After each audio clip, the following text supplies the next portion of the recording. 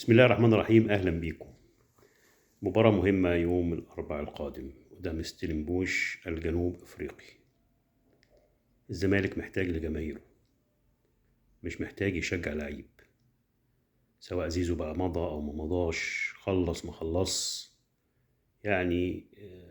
النهاردة كل الناس اللي اتكلمت امبارح غيرت كلامها. شكلها سكريبت متوزع على بعض القنوات إن هم يقولوا تفاصيل إن زيزو مخلص مع النادي الأهلي. طيب، زيزو ما بيتكلمش، ووالد زيزو ما بيتكلمش، والكلام اللي بيطلع من الزمالك اللي معاه عقود يطلعها واللي معاه شيكات يطلعها. أنا مش عايز الكلام ده يطلع من بتوع الزمالك، لأن اللي معاه الشيكات والده، لو معاه شيكات، واللي وقع زيزو ده لو وقع أو ما وقعش. فالقصة كلها الواضح من الكلام اللي احنا سمعناه بنستنتجه إن الموضوع مش سهل، إن القصة فيها كلام كتير جدا وكله طالع بيتكلم بثقة. زيزو وقع للأهلي، خلص مع الأهلي، الناس كلها بتأكد الكلام ده، بيسيبوا الباب موارب بنسبة 1/10%، مش هقولك 1%. المعلومات اللي عند الزمالك إنه هو مخلص.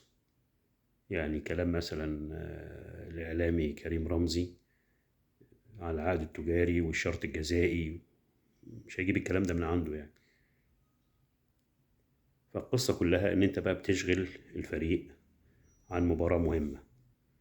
إحنا مش عايزين نقع يوم الأربعاء، مش عايزين الفرقة تقع،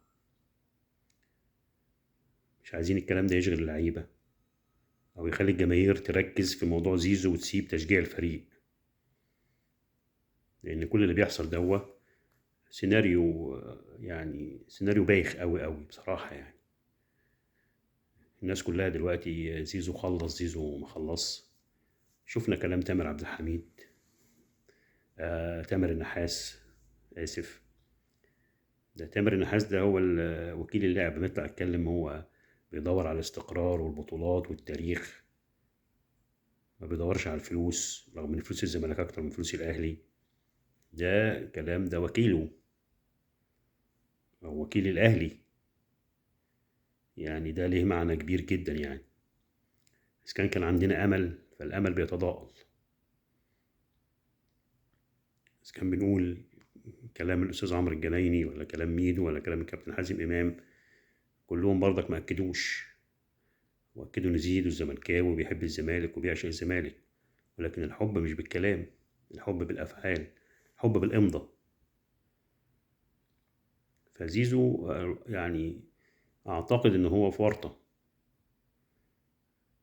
واللي وصله للورطه دي مجلس الاداره اللي وصل زيزو هذه الورطه. كل الكلام النهارده الاعلاميين، كريم رمزي مع الاحتفاظ بالالقاب، سيف زاهر، ابراهيم فايق، السوشيال ميديا، الاهلاويه، الاعلاميين، حتى بعض الاعلاميين الزملكاويه، هم ذنبهم ايه؟ أو بيجيب خبر يتشتم ليه؟ يتشتم ليه؟ الموضوع ما اعرفش بقى هل خرج من ايد الزمالك. عموما برضك احنا لسه ما زلنا بنقول عندنا امل، ولو امل ضئيل. لو على اخر اسبوع ده وما خلص الموضوع ده، يبقى خلاص القصه اتفهمت واتعرفت. حقيقي الواحد حزين. ما ما واجهش ما واجهناش مواقف زي دي كتيرة والحقيقة بتريح، لكن محدش عايز يقول الحقيقة. والحقيقة عند مين؟ عند زيزو ووالده، هما الوحيدين اللي عندهم الحقيقة. ايه الحقيقة؟ الله أعلم، ولكن أنا بأكد من مصادر مؤكدة، الزمالك نفسه عارف إن زيزو وقع للنادي الأهلي. سلام.